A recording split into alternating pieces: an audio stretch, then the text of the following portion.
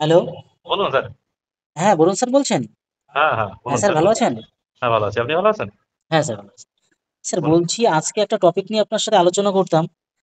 টপিকটা হচ্ছে আপনি তো এই বিষয়ে অনেকটা অভিজ্ঞ।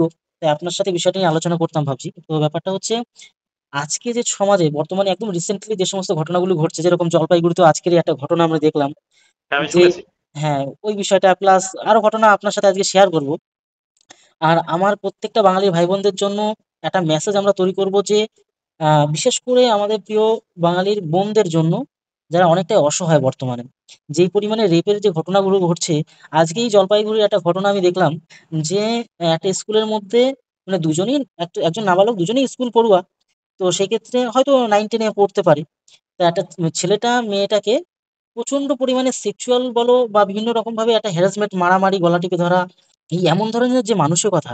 প্লাস দেখুন কিছুদিন আগে আর কি যে ঘটনাটা ঘটলো আমাদের আরজি করের ঘটনা প্লাস এই রিসেন্টলি আর একটা ঘটনা এই যে কলেজের যে ডাক্তার শিখতে গেছিল তার সাথে যে রেপের যে ঘটনা মানে এক কথায় দেখতে গেলে বর্তমানে এত পরিমাণে আমাদের পশ্চিমবঙ্গে রেপের যে ঘটনাগুলো ঘটছে এই বিষয়ে আপনি কিছু যদি আমাদের প্রত্যেকটা বাঙালি ভাই বোনদের জন্য একটা মেসেজ দিতে পারেন তাহলে একটু সবাই উপকৃত হতো। আচ্ছা, আচ্ছা। দেখুন, ১ম কথা, আমার হাতে তো সময় একদমই কম। হ্যাঁ। আমি আপনাকে একটু ছোট করেই বলছি বিষয়টা। হুম। অ্যা আপনি এই বিষয়ে যথেষ্ট অবগত। যে হ্যাঁ। যেখানে দেখুন, আমি পুরো আমাদের রাজ্যটাই বলব না, দেশটাই বলব। যে আপনি যদি প্রশাসনিক কার্যকলাপ বলেন, সেখানে দুর্নীতি। আপনি যদি রাজ্যের বিভিন্ন কাজের কথা বলুন, সেখানে দুর্নীতি। শিক্ষায় দুর্নীতি। যেখানে আমাদের সংবিধান বিক্রি হয়ে যাচ্ছে কিছু অর্থের উপর ভিত্তি করে। যেখানে আপনি একটা কেস এফআইআর করতে গেলে থানায় সেটা নেওয়া হচ্ছে না, কোর্ট কেসটা বেশি হচ্ছে। তো সবকিছুর উপর যদি বিবেচনা বিবেচনা করুন, তাহলে শুধু রেপই নয়, রেপের সাথে সাথে এমন অমানবিক বহুত কাজ যা দিন দিন বাড়তেই থাকছে। হ্যাঁ, রেপটা অতি জঘন্য। অতি জঘন্য হলো যে ছেলেটা এর সাথে জড়িত আছে, একদিন সেই ছেলেটার ঘরে তার মার সাথেও এটা হতে পারে, তার বোনের সাথেও এটা হতে পারে, কিন্তু সে কি একবারে সেটা ভেবে দেখছে? দেখছে না। তো এই জিনিসটা যদি আপনি যদি বলুন যে এই জিনিসটাকে সমাজের থেকে বিলুপ্ত করতে হবে, রেপ, তাহলে শুধু রেপটাকে আপনি বিলুপ্ত করলে হবে না। এর সাথে সাথে সমাজের যত রকম অমানবিক কার্যকলাপ আছে, আগে সেগুলোকে বন্ধ করতে হবে। বলুন আপনি। হ্যাঁ স্যার বলছি যে এই যে ঘটনাগুলো যখন আমরা সোশ্যাল মিডিয়াতে দেখি তখন সত্যি গা যেন শিউরে ওঠে যেন কাঁটা দিয়ে ওঠে যে আমার প্রিয় বাঙালির ভাই বোনদের জন্য ভাই বোন বলো এই যে মহিলাদের সাথে এমন যে অত্যাচার ধরো আমাদের বা আমাদের পারিপার্শ্বিক অনেক ভাই বোনরা আছে তাদের সাথে আহ, এমন ঘটনা ঘটবে না ইন ফিউচার বা ভবিষ্যতে সেটা কিন্তু আমরা একদমই বলতে পারি না যদি এই যে দস্যু মানসিকতা যে বাজে মানসিকতাটা যদি নষ্ট না করা যায়। তো এই বিষয়গুলো ঘটছে সত্যি মানে অকল্পনীয় মানে কল্পনার বাইরে যখন আমাদের সময় আমরা যখন স্কুলে পড়তাম। আর এখন স্কুলের কথা বললে তো আপনি জানেনই। আপনার মানে মতামতটা তো শুনবোই।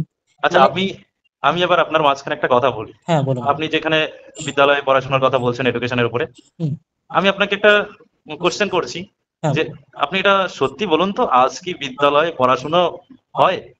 মানে আপনার মনে হয় যে যে বিদ্যালয়ে আজকাল পড়াশোনা হচ্ছে? শুধু এখনকার এডুকেশন যে কোয়ালিফিকেশন আছে, হ্যাঁ তার কি মূল্য আছে? আমাকে আপনি এটা এটা বলুন। একদম। দেখুন, প্রথম কথা হলো, আপনি পুলিশ ছেলেই সবকিছু রোধ করতে পারবে না।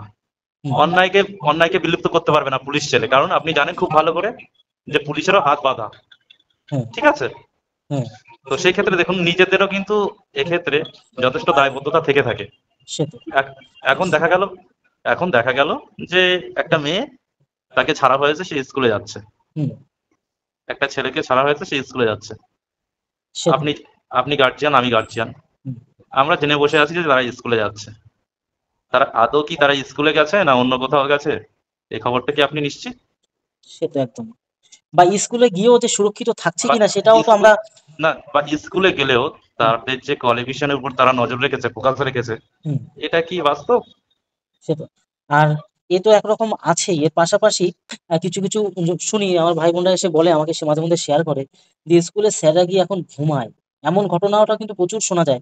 তার পাশাপাশি স্কুলে তো গিয়ে পড়াশোনা করানোই হয় না। আমার যতদূর মনে হচ্ছে হয়তো 2025 সাল এখন দেখুন, ধরো আমি আর মাঝখানে মাঝখানে একটা হুম। কথা বলি। হুম। আমি মাঝখানে একটা ঘটনা দেখেছি এবং শুনেছি হুম। হুম। যে ক্লাস 8 পাস ছেলে, হুম। সে হাই স্কুলের টিচার, হুম। সে ম্যাথ করাচ্ছে। হ্যাঁ আপনি একবার বিষয়টা ভাবুন তো, সেটাই। যে ক্লাস 8 পাসের ছেলে, হুম। সে হাই স্কুলে ম্যাথের টিচার। তাহলে আচ্ছা, আপনি হয়তো খুব সম্ভবত এটাও দেখেছেন হুম, যে ছোট ছোট যে অঙ্গনওয়াড়ি স্কুলগুলো, হুম, সেখানে যাদের রান্নার কাজের জন্য রাখা হয়, সে তো অ্যাকচুয়ালি তারাই ক্লাস করাচ্ছে। তো যে শিশুকালে যে বাচ্চাটা তৈরি হবে, হুম, সেখানে সে আরো বসে যাচ্ছে। হ্যাঁ। আপনি কি সমাজের থেকে এটাই আশা করছেন? হ্যাঁ, সেই ঘটনাটাই এখন বেশি দেখা যাচ্ছে। যেরকম আপনি তো দেখতেই পেলেন যে কিছু সামান্য কয়েকজন অবৈধ শিক্ষকের জন্য গোটা শিক্ষক সমাজটার যে বদনাম হলো, সেটা একটা তো ঘটনা আছে। আর শিক্ষক মানে শিক্ষা সমাজটাকে সম্পূর্ণ ধ্বংস করে দেওয়া হচ্ছে। কারণ কি, স্কুলে যদি শিক্ষকই না থাকে তাহলে শেখাবে কে? তা আমার যতদূর অভিজ্ঞতা বলে এমনভাবে যদি চলতে থাকে, আজকে ২০২৫ সাল, ২০৩০ বা ২০৩৫ সালের আশেপাশে যাওয়ার পরে স্কুল বলে কেউ চিনবেই না। কারণ স্কুলে কেউ পড়তেই যাবে না। কারণ স্কুলে তো পড়াশোনা হয় না। স্কুলে আড্ডাবাজিটাই বেশি হয়। এই জিনিসটা কিন্তু আপনি সহমত কিনা আমি জানি না। আপনার কি মনে হয়? বর্তমানটা তো এমনটাই চলছে নাকি? দেখুন, আমি আপনাকে তিন থেকে চারটে পয়েন্ট বলি, যেহেতু আমি একটু ব্যস্ত আছি।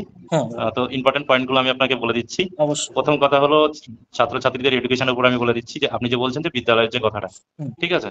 প্রথম কথা হলো, যেখানে শিক্ষক নিয়োগে দুর্নীতি, যেখানে স্কুলের পরিকাঠামো ঠিক নেই, হুম, যেখানে বিশেষ করে স্টুডেন্টদের উপরে, ছাত্রছাত্রী যারা সকলে যারাই আছে, তাদেরকে সঠিক বার্তা দেওয়া হচ্ছে না, তো সেখানে আমার মনে হয় না যে শিক্ষা ব্যবস্থা কোথাও ঠিক থাকতে পারে।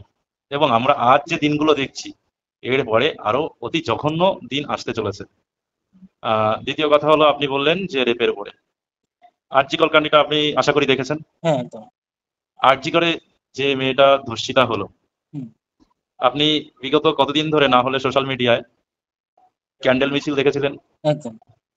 তাতে অনেক নারীদের দেখেছিলেন, হ্যাঁ, অনেক ছেলেদেরও দেখেছিলেন। হ্যাঁ, কিন্তু আপনি একটা জিনিস জানেন, যে যে রক্ষক সেই যদি ভক্ষক, এই কথাটা আপনি তো জানেন। একদম। ওর ভিতরেই যে ছেলেগুলো ছিল, তার ভিতরেই কিছু ছেলে ছিল যে তারাই আবার ধর্ষণের সাথে জড়িত, হ্যাঁ, ঠিক আছে। ওর ভিতরে যে মেয়েগুলো ছিল, সেই মেয়েগুলোরও অনেক মেয়ে আছে যাদের একটা নয়, দুটো নয়, 5-7টা করে অ্যাফেয়ার্স চলছে। হুম, আমি সমস্ত নারীকে বলছি না, কিন্তু সমস্ত নারী খারাপ নয়, হুম, সমস্ত ছেলে খারাপ নয়, সে তো। ঠিক আছে। কিন্তু আমাদের বিবেচনা করে দেখতে হবে যে আরজি কর কাণ্ডে যে মেয়েটা ধর্ষিতা হলো, হুম, আদৌ কি সে কি সঠিক বিচার পেল? এখনো পর্যন্ত তার বাবা মা কিন্তু সঠিক বিচার চেয়ে চেয়ে আছে, যে কবে আমি সেই সঠিক বিচারটা পাবো। একদম। সে আদালতের কাঠগড়ায় দৌড়দৌড়ি করছে, তার জুতো ক্ষয় হয়ে যাচ্ছে, ইত্যাদি ইত্যাদি। কিন্তু সেই মেয়েটা কি আদৌ কি সঠিক বিচার পেল? এখনো তার সাথে যে তার সাথে যে নির্মম যে অত্যাচার করা হলো, এটা আপনারা সম্পূর্ণ জানেন। একদম। তো সেক্ষেত্রে দেখা যাচ্ছে যে যারা ধর্ষণ করছে, এক শ্রেণীর এরকম কিছু মানসিক পুরুষ, হুম, এরা যারা মানুষের মধ্যে পড়ে না, মানে আপনি অমানবিক বললে তার থেকেও খারাপ, একদম। তো একটা হিংস্র পশু বলা যায়। হুম, তো ভাবলে কি এদের যে মানে যে সাজাটা হওয়া উচিত, সেটা অতি চরমতর, ঠিক আছে। যা দেখে, একটা সাজা থেকে দেখে অন্তত অসংখ্য মানুষ বুঝে নেবে যে না, আমি এই দোষটা করলে আমার উপর এই বিচার হতে পারে। তো যেখানে বিচার ব্যবস্থা ঠিক নেই, সেখানে তো এরকম হতেই থাকবে। আমি আরজিকর দিয়ে আপনাকে বোঝালাম।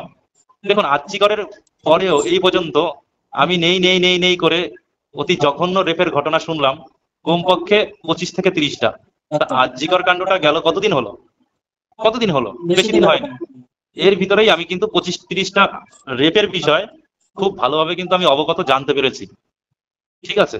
আচ্ছা কিন্তু স্যার, আচ্ছা স্যার, বলছি এই বিষয়টা নিয়ে যতটা আমরা খেয়াল করতে পারছি যে মেয়েরা ডিফেন্সিভ হয়ে মানে থাকছে আর ছেলেরা কিন্তু অ্যাটাক করছে। তো এখানে আমার প্রত্যেকটা বিশেষ করে বাঙালির বোনদের কি করা উচিত এই পরিস্থিতিতে? এখন তো কিছু করার নেই, নিজেদেরই একটা আত্মরক্ষার কোনো কিছু একটা করতে হবে। তা আপনার মতে কি করা উচিত তাদের? দেখুন, প্রথম কথা আপনি যদি বলুন যে মেয়েদের কি করা উচিত, আমি আগে বলবো এতে সরকারের যথেষ্ট পদক্ষেপ নেওয়া উচিত। প্রথমত, 1 নম্বর, যে মেয়েরা কিন্তু রাত্রেবেলা কিন্তু সুরক্ষিত একদমই নয়। যেখানে দিনের বেলায় তারা সুরক্ষিত নয়, রাতে কিন্তু তারা একদমই অসুরক্ষিত। সেখানে দেখতে হবে যে প্রত্যেকটা রাস্তার বিভিন্ন জায়গায় যেখানে যেখানে মার্ক করা যায়, সেখানে আলোর ব্যবস্থা করতে হবে। অন্তত রাস্তার 3 কিলোমিটার 2 কিলোমিটার দূরে দূরে ছোট ছোট পুলিশের ফাঁড়ি করতে হবে, ঠিক আছে। এবং পুলিশকে পেট্রোলিং এ জোর দিতে হবে। সাথে মেয়েদের যদি বলা হয় যে হ্যাঁ, আমরা আজকাল যেটা লাভ রিলেশনের কথা বলি, হুম, এটা তাদের কাছে মানে সেটা যেন লাভ রিলেশনই থাকে, সেটা যেন অন্য কিছু না হয়। তো অতএব 10টা 20টা রিলেশন না রেখে মেয়ে এবং ছেলে, তাদের নজর দিতে হবে যে আমরা একটাই রিলেশন থাকবে আমাদের, কিন্তু সেটা যেন সমাজে মান্যতা পায়। এই একটা ব্যাপার, যেটা সরকারের পক্ষেও একটা উচ্চ পদক্ষেপ নেওয়া উচিত। দ্বিতীয় ব্যাপার হলো, আমি মেয়েদের বলবো তাদের যে ডিফেন্সিভের কথা আপনি বললেন, হ্যাঁ, তাদের অনেকটা আত্মনির্ভর করার জন্য তাদের অনেক সজাগ, মানে সজাগ হতে হবে, অনেকটা সজাগ হওয়ার প্রয়োজন তাদের। বিশেষ করে আমি একটা জিনিস খেয়াল করেছি, যেমনটা একটা দেখুন, মেয়ে। তারা, প্রথম কথা হলো মেয়েরা কিন্তু শারীরিকভাবে যতই বলুক, শারীরিকভাবে কিন্তু তারা কিন্তু প্রচন্ড দুর্বল, হ্যাঁ, প্রচন্ড দুর্বল। একদম তো সেক্ষেত্রে কিন্তু আমি মনে করি যে মেয়েদেরও আজকাল অ্যাটাকিং হওয়া প্রয়োজন। একদম। যে একটা ছেলে যদি তাকে যদি হাত ধরে, হুম, অন্তত সে যেন সেই হাতটাই যেন লাথি মারতে পারে। একদম একদম আমি কি বলছি আপনি আশা করি বুঝতে পারছেন। একদম। স্যার, এই বিষয়টাতে আমি একটা কথা বলবো। একটা মেয়ে যখন 12-13 বছর বয়স হয়ে যায়, তখন থেকে সে কিন্তু কোনো খেলার সাথে প্রায় যুক্ত থাকে না, 90% পুরো খেলা থেকে আউট হয়ে যায়।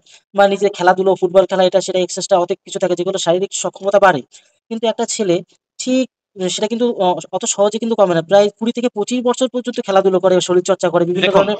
প্রথম কথা আপনি আমার হুম, আমার কথাটা শুনুন। একদম।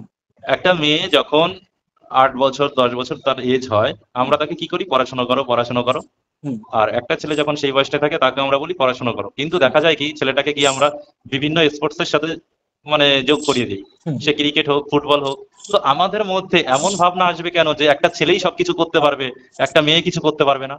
তো একদম সেই মেয়েটাকেও এটাই করা উচিত যে তার যে এডুকেশন, তার দিকেও ফোকাস করা উচিত, এবং আমাদের ভাবা উচিত যে সেই মেয়েটাও সবকিছুই পারবে। তাতে একদম। সে তাতে সে ফুটবলে জড়িত হোক, ক্রিকেটে জড়িত হোক, বা বিভিন্ন অ্যাথলেটিক্সে জড়িত হোক, সেও করতে পারবে। কিন্তু আমরা যারা গার্জিয়ান তারা ভেবে নেই কি, মেয়ে মানুষ মানে কি একটু তাদেরকে উচ্চ শিক্ষা দিয়ে বিয়ে দিয়ে দেয়া, এটাই তার জীবন, মানে মেয়েদের একটা জায়গায় যেন আবদ্ধ করে রাখা। আর কিন্তু এটাই এটাই মনে হচ্ছে একটা সর্বনাশের, মেয়েদের যে আত্মরক্ষার ব্যাপারটা বা শারীরিক সক্ষমতার দিকে, এটাও একটা দুর্বল একটা দিক। দেখুন, তাদের তো মেয়েদের তো দুর্বল তো আমরা নিজেরাই তো করছি, গার্জিয়ানরাই তো সত্যি, দুর্বল করছি। একদম হ্যাঁ, আমরা গার্জিয়ানরা দুর্বল করছি, সরকার দুর্বল করছে, পারিপার্শ্বিক প্রতিবেশী দুর্বল করছে। তো সেই মেয়েটা কি করে, কি করে সেই মেয়েটাই বা অ্যাটাকিং হবে, যে তার উপর যখনই এরকম ইনকেস কিছু ঘটবে, সে কি করে সেটাকে ডিফেন্ড করবে, আমাকে বলুন। একদম। তো সেখানে আমি বিশেষ করে এই যে ভিডিওটা হচ্ছে, তো আমি প্রত্যেকটা ভাই বোনদের কাছে এইটুকুই আমি রিকোয়েস্ট করবো, বিশেষ করে বোনদেরকে, যে তোমরা সত্যি নিজের আত্মরক্ষার জন্য যেমন ধরনের হোক, ব্যায়াম থেকে শুরু হোক, খেলাধুলো বা বিভিন্ন যেরকম পোটেনশিয়াল যে এনার্জি গুলো পাওয়া যায়, শারীরিক যে সক্ষমতা, সেগুলো অবশ্যই করা উচিত। তাই তো স্যার, নাকি?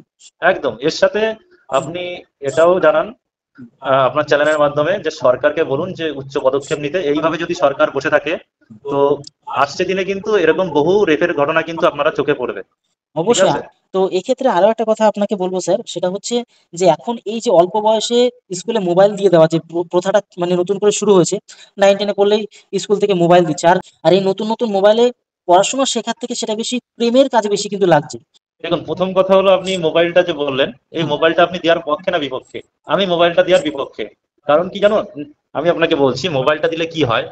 হ্যাঁ, অবশ্যই মোবাইলের প্রয়োজন আছে। আমি যখন আমার সময় ছিল, আপনার সময় ছিল, আমরা একটা কিপ্যাড সেট দিয়ে আমাদের কাজ চালিয়ে নিয়েছি।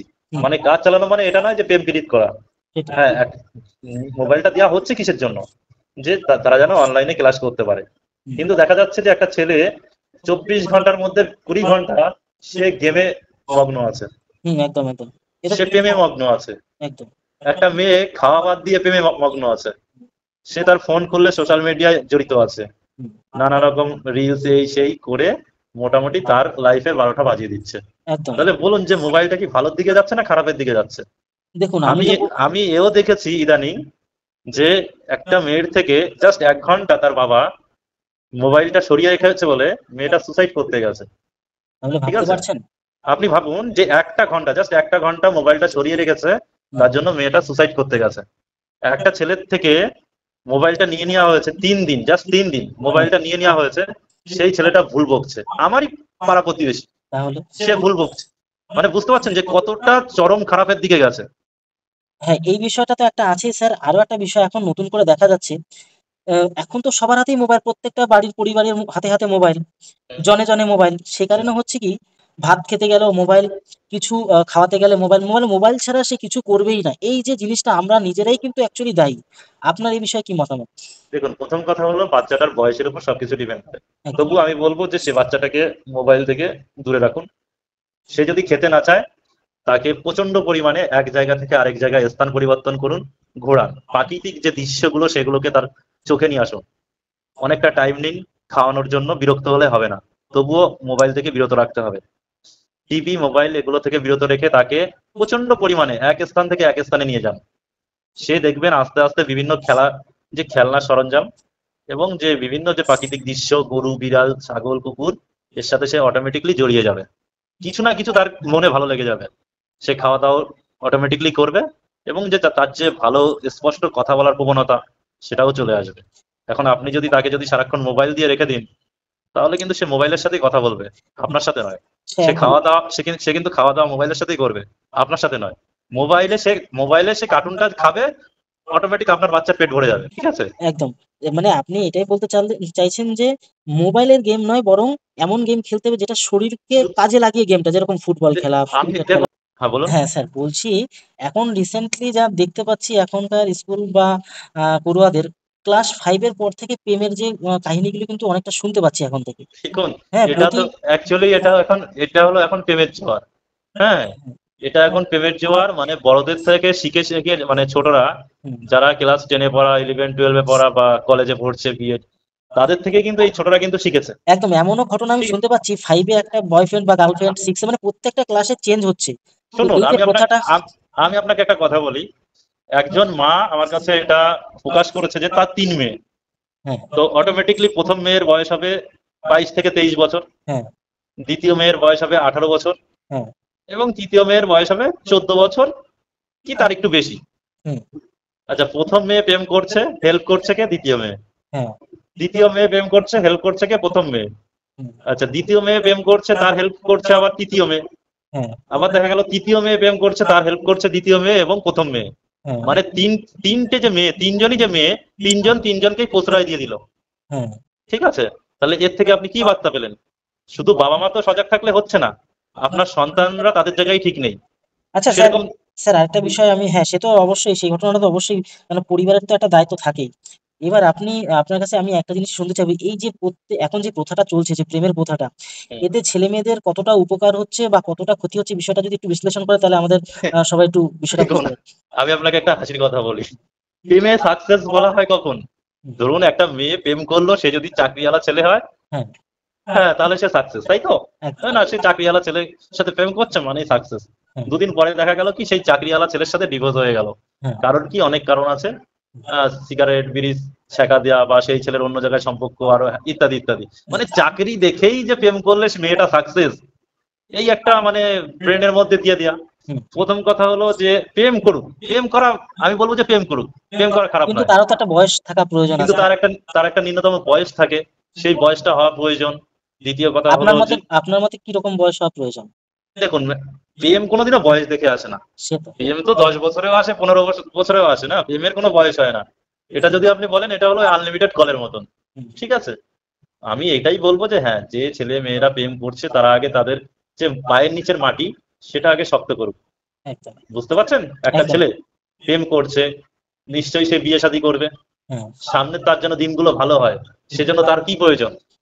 যে তার আগে নিজে দাঁড়ানো, তাই তো? একদম, সে যদি নিজে দাঁড়াতে না পারে তাহলে কি করে হবে? প্রেম, দেখুন, প্রেমটা হলো আপনিও ঠেকাতে পারবেন না, আমিও ঠেকাতে পারবো না, প্রথম কথা। কিন্তু তবুও আমি এটাই রিকোয়েস্ট করব সমাজের ছেলে মেয়েদের জন্য, যে আগে তোমাদের যেটা মানে ফোকাস করার দিক, আগে তোমরা সেটাই ফোকাস করো, তারপরে প্রেমটা করার আগে সঠিক সিদ্ধান্ত নাও। প্রেম করার পরে যেন কোনো রকম কোনো পস্তাতে না হয়। এবং আমি ছেলেদের ক্ষেত্রে এটাই মানে বলবো যে তোমরা রেপ থেকে দূরে থাকো, এটা একটা অমানবিক কার্যকলাপ। আজকে তুমি যে মেয়েটাকে রেপ করবে, কালকে কিন্তু তোমার ঘরে তোমার মা বোনের সাথেও কিন্তু কেউ এই কাজটা করতে পারে। আমি মেয়েদের ক্ষেত্রে এই বার্তা দেবো যে তোমরা অন্তত, যেটা বলে যে 10টা 20টা ছেলে না নাচিয়ে একজনকে নিয়েই সুখী থাকো। ঠিক আছে? প্রেম করো, তাতে সে মানে রিক্সা চালক হোক, ভ্যান চালক হোক, কিন্তু সেও একটা কর্মের সাথে জড়িত। সে তো চোর নয়, সে তো চুরি করে খাচ্ছে না, সে তো ডাকাত নয়, সে তো ডাকাতি করে খাচ্ছে না, কিন্তু সে একটা কর্মের সাথে জড়িত আছে। ঠিক আছে? এইভাবে প্রেমটা করো। মানে বাংলা কথায় বললে গাঁজাখোর মাতাল, সেটা তো সম্ভব নয়, বাড়ির থেকেও মেনে নেবে না, কোনোভাবেই এটা মান্যতা দেওয়া যায় না, সমাজেও মান্যতা দেওয়া যায় না। তো এসব থেকে দূরে থাকতে হবে। ঠিক আছে স্যার, আপনার কাছ থেকে আমরা অনেক ভালো ভালো মতামত পেলাম। আমরা যে বিষয় টপিক নিয়ে আজকে আপনার সাথে আলোচনা করলাম, আশা করছি আমার প্রিয় প্রত্যেকটা বাঙালি ভাই বোনরা অনেকটাই ভালো করে বুঝতে পেরেছে বিষয়গুলো। এটা আমিও একদম শেষ টাইমে আপনাকে এটাই বলবো যে সরকারের এতে উচ্চ পদক্ষেপ নিতে হবে। সরকার এর থেকে অনেকটা দূরে রয়েছে, যা কোনো উচ্চ পদক্ষেপ নেওয়া হচ্ছে না। দ্বিতীয়ত, আমাদের পুলিশ প্রশাসনকে অনেকটা সজাগ হতে হবে আমি মনে করি এখন গ্রাম অঞ্চল শহর সমস্ত সমস্ত যতগুলো প্লেস আছে, এমন এমন চিহ্নিত প্লেস আছে, প্রত্যেকটা জায়গায় পেট্রোলিং বাড়িয়ে দিতে হবে। প্রত্যেকটা হোটেল থেকে শুরু করে সমস্ত জায়গায় রেড করতে হবে। প্রত্যেকটা স্কুলে সিসিটিভির প্রয়োজন আছে, প্রত্যেকটা রুমে সিসিটিভির প্রয়োজন আছে। এভরিথিং, বেশিরভাগ জায়গায় যেন সিসিটিভি ইউজ করা হয়, এবং সেটা যে ইউজ করা হচ্ছে এটা কাউকে জানানো যাবে না। এগুলো করলে এবং সঠিক পদক্ষেপ নিলে সরকার চাইলে অনেক কিছুই করতে পারে। আমি সম্পূর্ণ এই দায়ভারটা দিয়ে দিচ্ছি সরকারের উপরই, কারণ আমি মনে করি যে সরকারের কিছু ঢিলেমির কারণে এত পরিমাণে প্রচন্ড পরিমাণে রেপ হচ্ছে। দ্বিতীয়ত, কিছু ফল্ট মেয়েদের থেকে থাকে, সেগুলো মেয়েদের শুধরে নিতে হবে। ছেলেদের ক্ষেত্রে এটাই বলবো যে যে কাজটা আজকে তোমরা করছো একজনের সাথে, তোমার ঘরের সাথে সেটাই হতে পারে। তো সবকিছু মিলেই না এটাকে সলভ করতে হবে। এটা আমি ছেলে, আমি বা আপনি এটা করতে পারবো না, সমাধান করতে পারবো না। এটা ভীষণ বড় সমস্যা। ঠিক আছে, আপনি আমাকে আমার কাছে জানতে চেয়েছেন, আমি যতটা পেরেছি আপনাকে জানিয়েছি শর্ট টাইমের ভিতর, কিন্তু টাইমটা থাকলে আমি আপনাকে বিস্তারিত ডিটেলসে জানাতে পারতাম। তাহলে আচ্ছা, আজকে ধন্যবাদ। ঠিক আছে।